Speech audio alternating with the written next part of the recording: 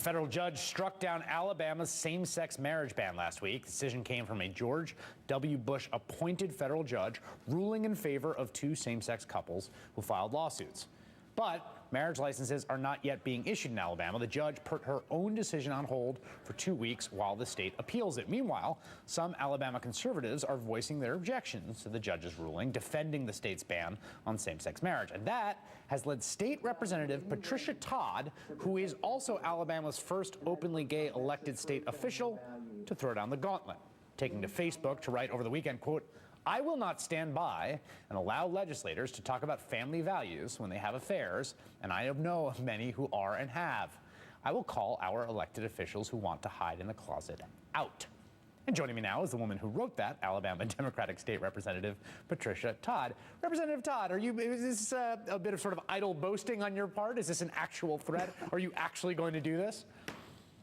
Well, obviously, I don't have proof because I wasn't the person involved in the affairs, but the rumor mill is pretty strong in Montgomery, and my purpose was to say, be careful when you cast that stone of family values. You need to look at your own family values first before you attack ours. Let me make sure I understand this correctly, because I've covered politicians a lot. Are you suggesting that there are politicians, state legislators, you're saying, in Alabama, who might be violating their marriage vows? That is, state legislators violating, that is very difficult for me to believe, I have to say. Shocking, shocking.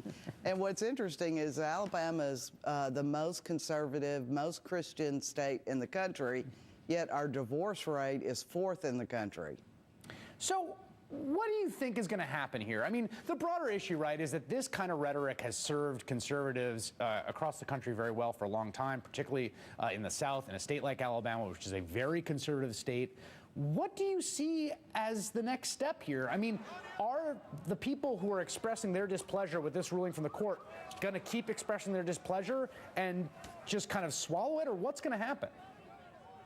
Well, remember, this is Alabama. We don't have a really good history when it comes to the federal courts telling us what to do.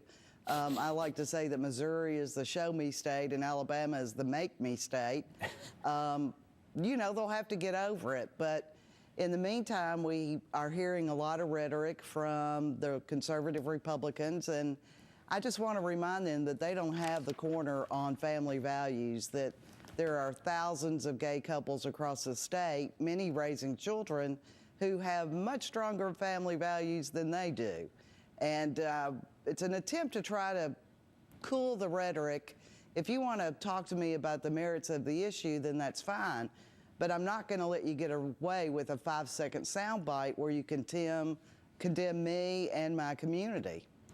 There are 36 states that have allowed marriage equality. There's 14 states right now that are banning it. This issue is now going before the court, will be settled, we suspect, uniformly in some direction. Today, the infamous Roy Moore, who is once again Chief Justice of the Alabama State Supreme Court, which is in and of itself an amazing fact, because he was stripped of that title before because he refused to remove the 10 Commandments from his courthouse. Today, the destruction of the institution of marriage is upon us by federal courts using specious pretexts based on the equal protection, due process, and full faith and credit clauses of the United States Constitution. I guess my question is, how big of a percentage of the voters of Alabama does Roy Moore speak for when he says stuff like that?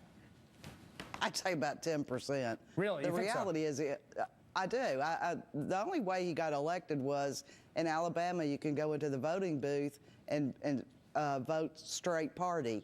So the Republicans had, obviously, many people went in and just pulled that R lever, and he got elected. But I've talked to many Republicans who would not have voted for him, but he got elected due to that fact.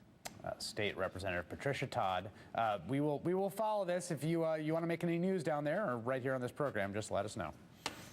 I appreciate it.